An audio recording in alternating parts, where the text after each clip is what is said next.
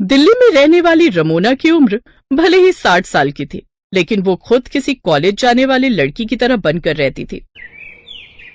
Wow, ये makeup करके तो मैं कितनी सुंदर लग रही हूँ, बिल्कुल हूर की परी की तरह। कोई मुझे देखकर नहीं कह सकता कि मैं इतने बड़े जवान बेटे की माँ हूँ। बिल्कुल ठीक कहा भाग्यवान, एकदम हूर की परी लग रही है। लेकिन कब तक ऐसे मॉडर्न बनकर घूमोगी? इन सब चीजों की भी एक उम्र है। ज्यादा इस तरह बन ठन कर रहोगी ना तो लोग बूढ़ी घोड़ी लाल लगाम कहकर चढ़ाएंगे। ओह शट अप। आपको दिल्ली में रहते हुए 40 साल हो गए, लेकिन अभी भी आप अपने ख्यालों से एकदम गंवार ही हैं। इसीलिए कहती हूँ अपने बेटे के लिए मैं कोई मॉडर्न लड़की लाऊंगी जो मेरी तरह मॉडर्न हो, ना कि तुम्हारी तरह पुराने ख्यालों वाली।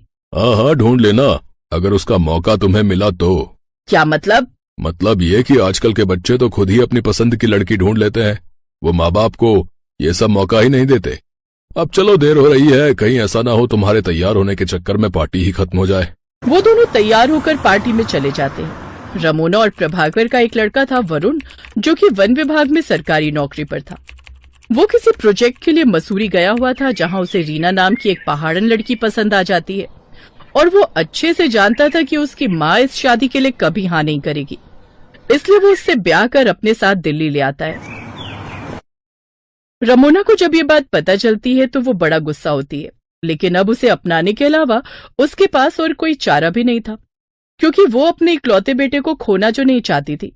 शादी के अगले दिन सुबह 4 बजे रीना उठकर घर के सारे काम निपटा लेती है, जिसके बाद वो नहाकर पूजा पाठ करती है। ओम जय जगदीश हरे, स्वामी जय जगदीश हरे।